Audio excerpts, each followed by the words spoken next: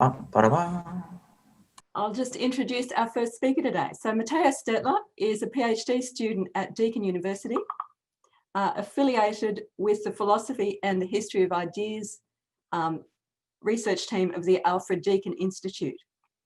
Matteo's past research has concentrated on the study of Greco-Roman spiritual exercises of writing, such as Hupomnemata, and he's now investigating the reasons underpinning the decline of philosophy as a way of life. So thanks, Matteo, when you're ready. Oh, thank you, Judith. And thank you, everybody, for having me here, for reserving me this spot to talk to all of you. It's really a pleasure to be here today. And yes, today, exactly, I thought I would be talking to you about Stoic exercises of writing, and more specifically, with a privileged attention to the writing of so-called Hupomnemata, which are this strange item that we will discover. But allow me first to begin with a brief survey, if you can. I have this curiosity: how many of you are currently keeping or have ever kept in their lifetime a journal, at least once, by show of hands, just to see, have an idea? Let me see. All right, okay, not too many, but those, I think, more or less, those are the proportion. Wait, I'm sorry, let me just start my presentation, because I hadn't.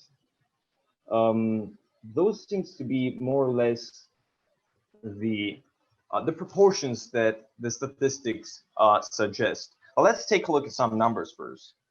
Now, from a US 1996 survey, Ruth Follett from LifeJournal has established that 50% of people have tried to keep a diary at least once in their lifetime, and that 60% of the people interviewed at the time were active diary writers. Also, the UK data published by Statista in 2014 show that over 21% of children and young people generally regularly wrote diaries. Now, although certainly impressive, this numbers are not even as remotely as interesting as the motivation that the people interviewed in the survey gave for keeping a diary. The reporter from LifeJournal indeed cites a variety of reasons, but ultimately concludes in her report with a personal note, and here I quote: "It seems to me that most journal keepers are trying to improve their lives. I think people who keep journals agree with Socrates: an unexamined life is not worth living." Now, the practice of keeping a journal, or more broadly, the exercise of writing as a mean to improve one's life, is neither a recent modern invention, nor have this sort of exercises always been associated with an art of living in our culture. Now, the practice of writing for oneself, ultimately in view of a betterment of oneself, has a precise origin, and thus it has a precise history, the golden age of which, as we shall see, can be dated back to the Hellenistic Roman epoch, approximately around the first 2 centuries of the Roman Empire, and especially in the context of the Stoic school. Now, on the one side, as Michel Foucault once put it, the contemporary literature of the self, private diaries, narratives of the self, and so on, cannot by any means be considered a phenomenon particular to European modernity. In fact, this form of literature of oneself, this form of self-literature, as it were, was already well established by the time Augustine wrote his Confessions, and cannot really be understood unless it is reinserted in the ancient tradition of what Foucault calls the practices or the technologies of the self, and what earlier on Pierre Hadot had called spiritual exercises. Now, on the other hand, the activity of writing has not always been associated with a practice of self-cultivation. For instance, and here I quote again from Foucault, the least one could say of Plato, for instance, is that he neither cultivated the practice of the self as a written practice, nor as a practice of memory, or of editing the self based on one's memory. And this also appears to hold for someone like Aristotle, for example. And this is even clearer if we take a look at the conclusive section of Plato's Phaedrus, which contains perhaps the single harshest critique of writing as a material support for memory in the whole of the ancient world. And in particular, a critique of the specific technology with which we'll be dealing today, namely the Hupomnemata. This a sort of writing technique, a type of notebook that was precisely coming into fashion in 4th century Athens, both for our personal and administrative use.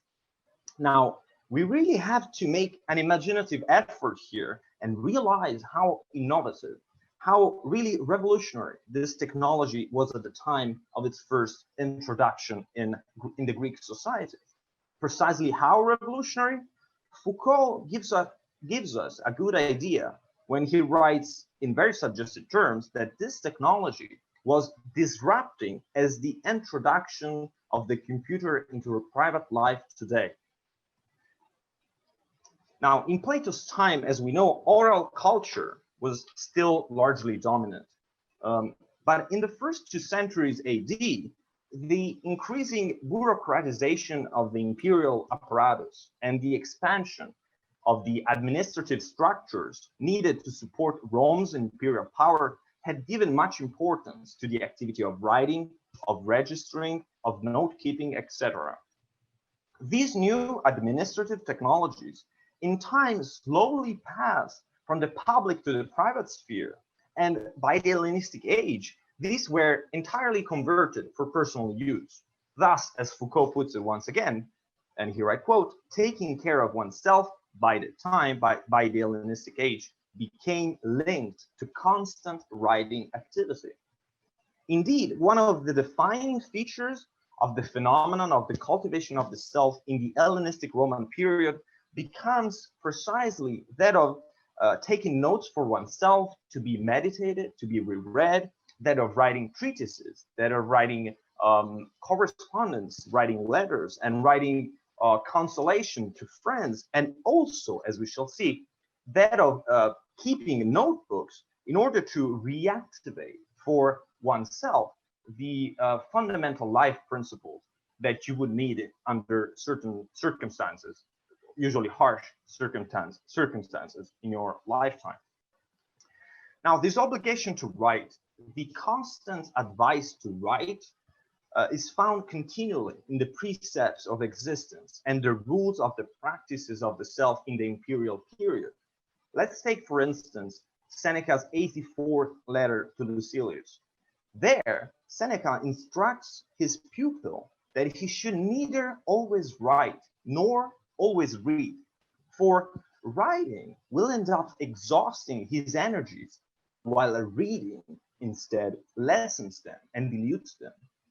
We should temper reading by writing, Seneca says, so that the written composition gives body, gives corpus to what has been obtained, to what has been absorbed through reading.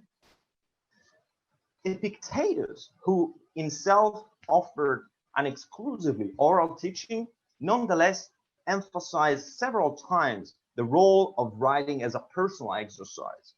In his discourses, for example, he urges us first to meditate, to meletan, to write, graphein, and also to train ourselves, gymnazein. Or again, after writing a meditation on death, Epictetus concludes by saying, and here I quote, "May death take me while I'm thinking, writing and reading these phrases." Or again, later on, and here I quote again, "Let these thoughts be at your command, be at your prokeron, by night and day. Write them, talk of them to yourself and to your neighbor." So if, as we have seen so far, the activity of writing was a rather widespread and common phenomenon in the first 2 centuries AD, one that was particularly popular among the Stoics, one of the most interesting forms that those practices took in that period is that precisely of writing, more specifically, this Hupomnemata. Now, as we shall see, what precisely Hupomnemata were and the function that they performed varied a lot, depending in large part on the use that different traditions put them to. As a broad categorization, we may thus find useful to distinguish two different acceptations of the term Hupomnemata. The vulgar, let's say, acceptation, its meaning in common parlance, and its spiritual, philosophical acceptation, significance. So let's start with the first. In its most general and common acceptation, the term Hupomnemata could designate any written memorandum of a private or a public nature. Really anything going from economic catalogs, accounts, lists of people and things, legal records, to arrive to list of keywords for a speech, lecture notes, or records of newly acquired knowledge, and also teaching material. But let's see some more specific examples. So the first is the interesting testimony of Pamphila, a married woman who lived at the time of Nero in the first centuries AD, who managed to publish her Hupomnemata. In the introduction to her collection, Pamphila tells us that she recorded and noted down for 13 years all she had learned from her husband, from visitors who came at her house, from the books that she had read about the lives of philosophers, about history, about rhetoric, about poetry. And concerning this material, Pamphila writes, and here I quote, "I wrote everything down," she said, "in the form of notes, in no special order, and without sorting them out and distinguishing them according to the subject matter." In the following century, the Latin author Aulus Gellius published his personal notes under the title Attic Nights. In his preface, he writes, and here I quote, "Whether I was reading a Greek or a Latin book, or whether I had heard someone say something worthy of being remembered, I jotted down what interests me, of whatever kind it was, without any order, and then I set it aside in order to support my memory," which is the precise etymological significance of the term Hupomnemata, a memory aid, a memory support. Now, what I would like to suggest now is that in their philosophical spiritual acceptation, Hupomnemata function as a spiritual technology, as a spiritual exercise, especially apt for a moment of emergency. They were the perfect spiritual exercise that you could devote yourself to in a time of crisis, such as grief, exile, a ruin, disgrace, or as in our own case, in the midst of a world pandemic. Thus, for instance, when Pacius requests advice for struggling against the agitations of his soul, Plutarch, who at the time does not really have the time to sit down and compose an entire treatise on the subject, he sends his friend the Hupomnemata on the theme of the tranquility of the soul that he had written for his own personal use. Or at least this is the way in which Plutarch introduces his text on tranquility of mind. Is this only fake modesty? Hardly. Plutarch's gesture must be seen as an indication of what these notebooks were and the use to which they were put. In fact, at the end of the quote here, Plutarch says himself aware that Pacius requested this sort of discourse, and here I quote, "not for the sake of hearing a work which would aim at elegance of style, but for the practical use in living that it might afford." Now, perhaps the most interesting case concerning the different use to which Hupomnemata were put in antiquity is that of Marcus Aurelius's Meditations, which carry evidence of the passage from the first to the second acceptation of the term Hupomnemata, from their merely ontology-like intellectual use to their full spiritual function. But allow me first to quote from Meditation Book 3. "It's time to stop rambling," Marcus says. "You will no longer reread the notes that you had taken the great deeds of the ancient Greeks and of the Romans, or the extracts from the works you had been putting aside until your old age. Now, as Pierre Hadot made clear, quotes like this signals that at certain point in his writing, his Hupomnemata, Marcus had decided to change completely the finality of his literary activity. Up to that point, Marcus Aurelius' aim appeared to have been simply that of putting notes together for an historical collections of the great deeds of the ancient Greeks and Romans, and also the aim of collecting and copying extracts from different authors worth rereading in old age. This was an activity to which Marcus had devoted his entire youth, following the suggestions of his mentor in rhetoric, Fronto. However, in Book 2 and Book 3, we find numerous suggestions to the imminence of death who waited upon Marcus, who at the time of writing was engaged in the military campaigns on the Danube. And also we find references to the urgency of consolidating a spiritual change. So in Book 2, we read, and here I quote, "Leave your books alone. Don't let yourself be distracted any longer. You cannot allow yourself that anymore." Or again, "Throw away your thirst for reading, so that when you die, you will not be grumbling, but you'll be in true serenity, thanking the gods from the bottom of your heart." End quote. Now, as the risk of death became imminent and omnipresent, Marcus couldn't afford anymore to devote his time to gather quotations from the authors that he was reading out of a mere intellectual curiosity or for speculative interest. Rather, from that point onwards, he will note down thoughts only in order to influence himself and to reactivate for himself the essential principles of conduct, this so-called dogmata. And here I quote, "Let these thoughts be enough if they are life principles for you, if they are dogmata for you." So at first sight then, Marcus' literary activity did not change at all. He kept noting down for himself his Hupomnemata, his notes. However, the finality of this exercise had changed completely. We may say that this finality had passed from being a purely intellectual finality to a full spiritual finality.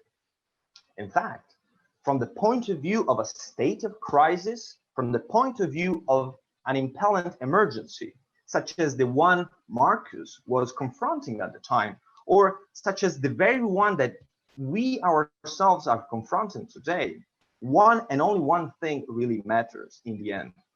First, to keep the essential rules of life, the dogmata, always ready at hand, always prokeron, and to dispose ourselves at every moment according to the fundamental Stoic attitude, that is, firstly, to control one inner discourse, secondly, doing only that which is beneficial to the human community, and finally, accepting the events that befall us.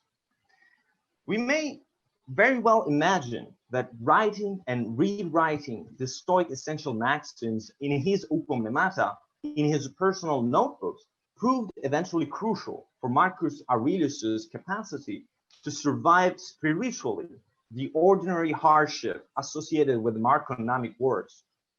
So there is really no reason to assume that these very same exercises, if practiced with constancy and dedication, could prove any less useful also for us today, and ultimately allows us to confront virtuously our own ordeals. Many thanks.